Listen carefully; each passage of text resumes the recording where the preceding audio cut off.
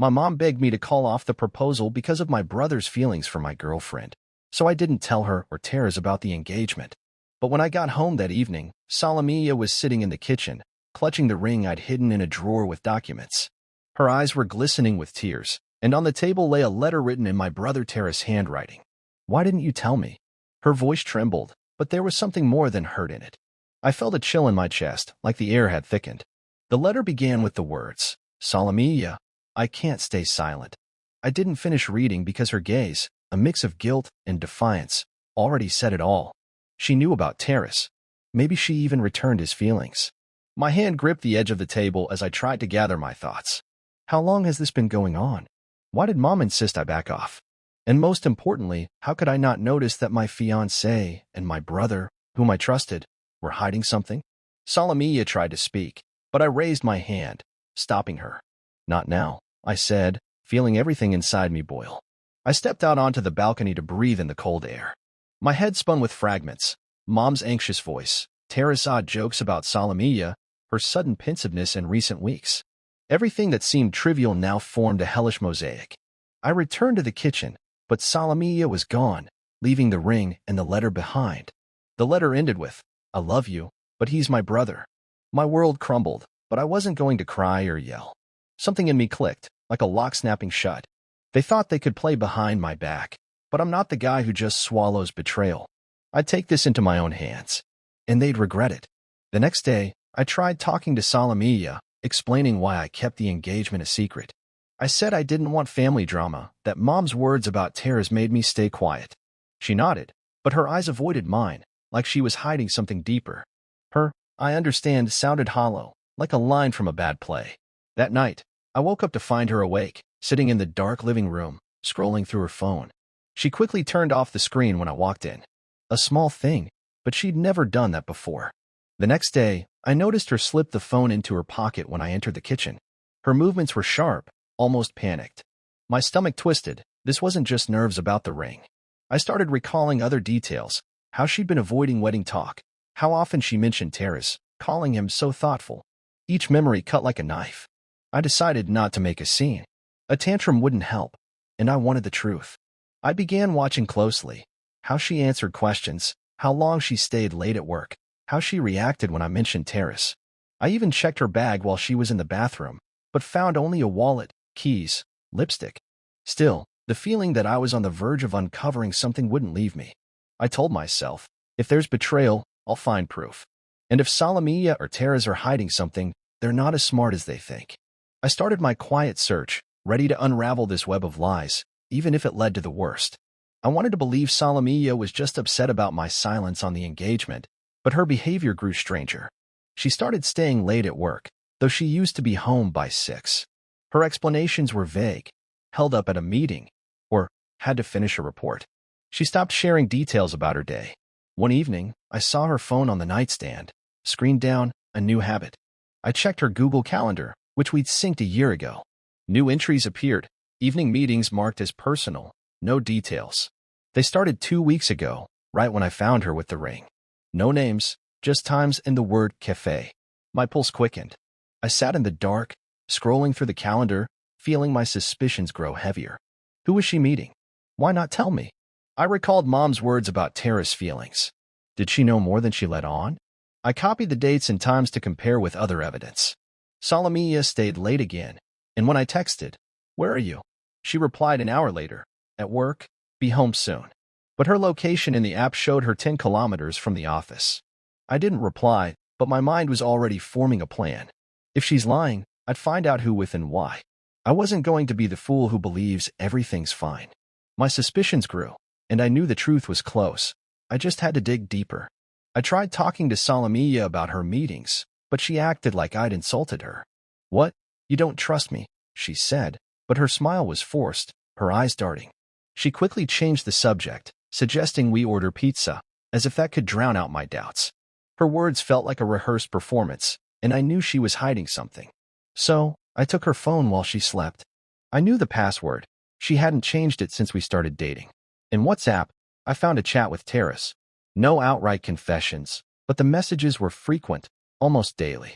"Meet tomorrow," he wrote. "Yes, after 6, she replied. Some messages were deleted, but I noticed they often texted in the evenings when she was supposedly at work. My stomach churned when I saw a heart emoji from her, something she never sent me. I photographed the screen to keep the evidence and put the phone back. The next day, I watched her reaction when I mentioned Terrace. He asked how you're doing. I said, observing. She flinched but quickly recovered. Oh, cool. Say hi. Her voice was too high, like someone afraid of slipping up. Anger mixed with pain, but I held myself together. I couldn't stand this cat-and-mouse game anymore.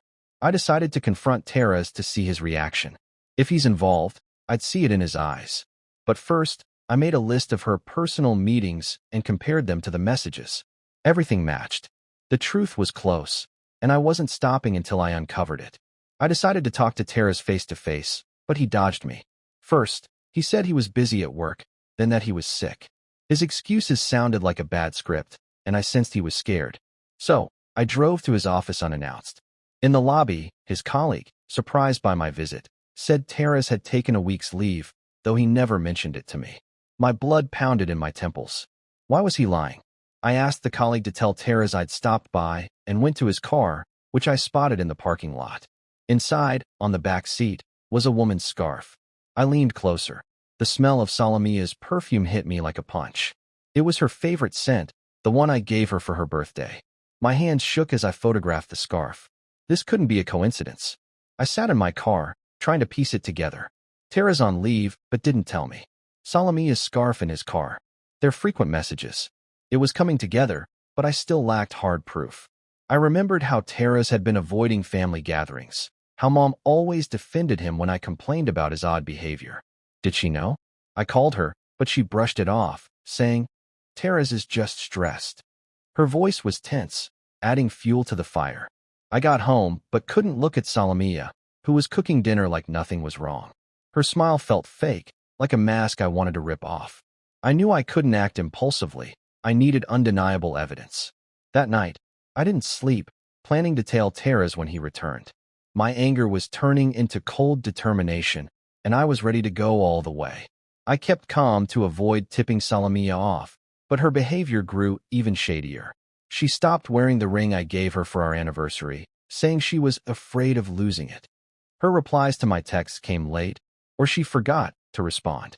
One evening, she said she was going to bed early because she was tired, but her phone glowed in the dark when she thought I was asleep. I installed a tracking app on her phone, though I felt guilty. The next day, it showed her at a cafe 20 kilometers from home at 10 p.m. when she was supposedly sleeping.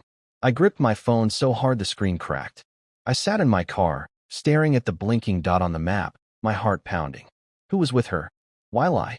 I thought of the scarf, their messages, Mom's hints. I didn't call or text her. That could alert her.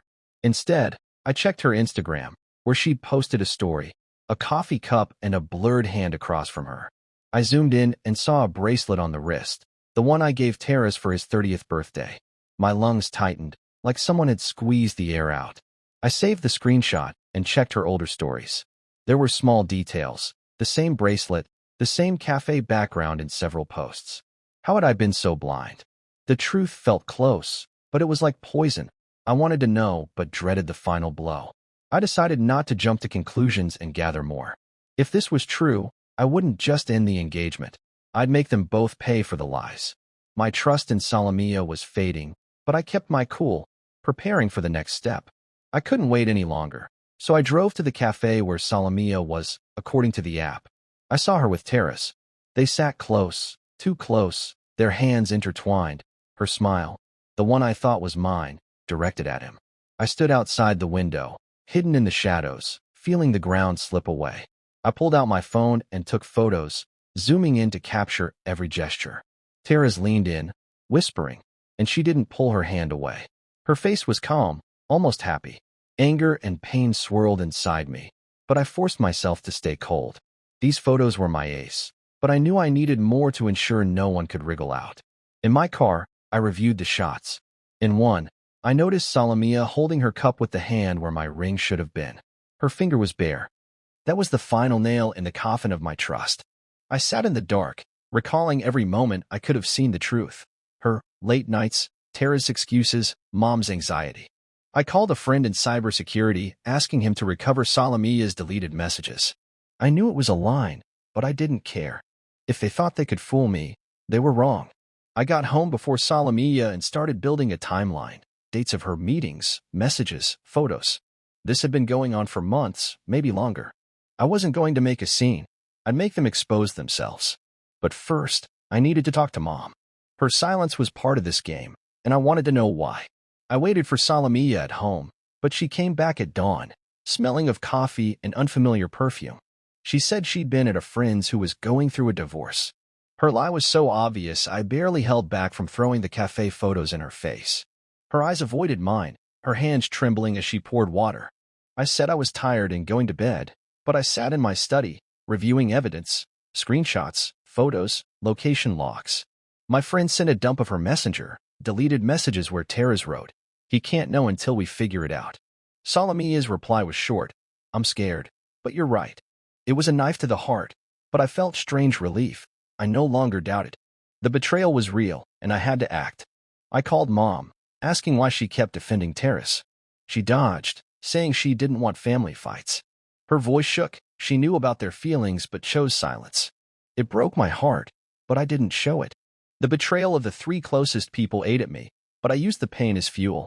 I made a plan, compile all the evidence into a presentation, invite them to dinner, and lay out the facts. No hysterics, just cold truth. I hired a private investigator to tail Tara's and Solomiya for another week, seeking final proof. My trust in them was dead, but my resolve grew. They thought I was blind, but they'd soon see how wrong they were. I was preparing for a finale where they'd have nowhere to run from the truth. I didn't sleep that night, replaying every step, every piece of evidence, every word I'd heard from Solomiya, Tara's, and Mom.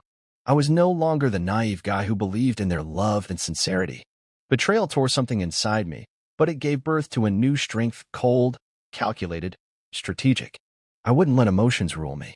If I wanted justice, I had to act like a predator, not a victim.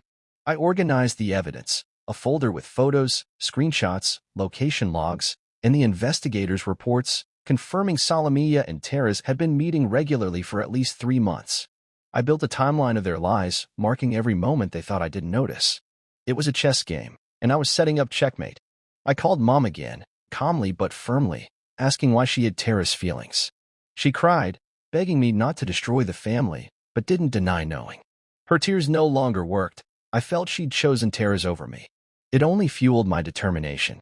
I stopped replying to Solomiya's messages, ignoring her attempts to smooth things over with sweet gestures. Her hugs now disgusted me, but I smiled to keep her unsuspecting. With Tara's, I acted like nothing was wrong, even inviting him to a family dinner. He agreed, unaware it was a trap. I hired a lawyer to prepare documents in case things escalated to a breakup or lawsuit.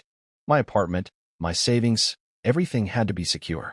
I started working out to burn off stress and read psychology books to understand manipulation better. I was becoming a new man, not a victim, but a player holding all the cards. My goal was clear: make them expose their lies in front of everyone. I prepared for a dinner that would change everything, knowing I'd walk away the victor. I invited Solomiya, Tara's, and Mom to dinner, calling it a family reconciliation. They arrived, unsuspecting, with smiles and a bottle of wine. I turned on the projector, and their faces changed as the first slides appeared. Photos from the cafe where Solomiya and Tara's held hands, screenshots of their messages, a timeline of their meetings. "Is this a joke?" Tara's muttered, his voice shaking. Solomiya paled, her hands gripping the tablecloth. Mom tried to speak, but I raised my hand. Enough lies. I laid it all out. How I found the letter, noticed her odd behavior, uncovered their meetings. I showed the investigators' report, including audio of their cafe conversations. "You thought I was blind?" I asked, staring at them. Solomiya sobbed, begging for forgiveness, calling it a mistake. Tara's tried to justify himself, but his words were pathetic. Mom stayed silent, eyes down. I stood, placed the ring on the table, and said, "You chose this. Now live with the consequences." I walked out, leaving them in a silence louder than any scream. The next day, I changed the locks, evicting Solomiya. I applied for a job transfer to another city to start fresh. My lawyer secured my finances, and I cut all contact with Tara's and Mom. Solomiya tried texting, but I blocked her. The investigator reported their relationship fell apart amid mutual accusations after the dinner. They destroyed themselves, and that was my true revenge, not yelling or fighting, but the truth that burned their masks away. Standing in my new apartment, looking out at an unfamiliar city, I felt freedom. Betrayal left scars, but I was stronger than they thought. They were left with their lies, while I moved forward, knowing no one would make me feel like a fool again. My new chapter began, and I was its sole author.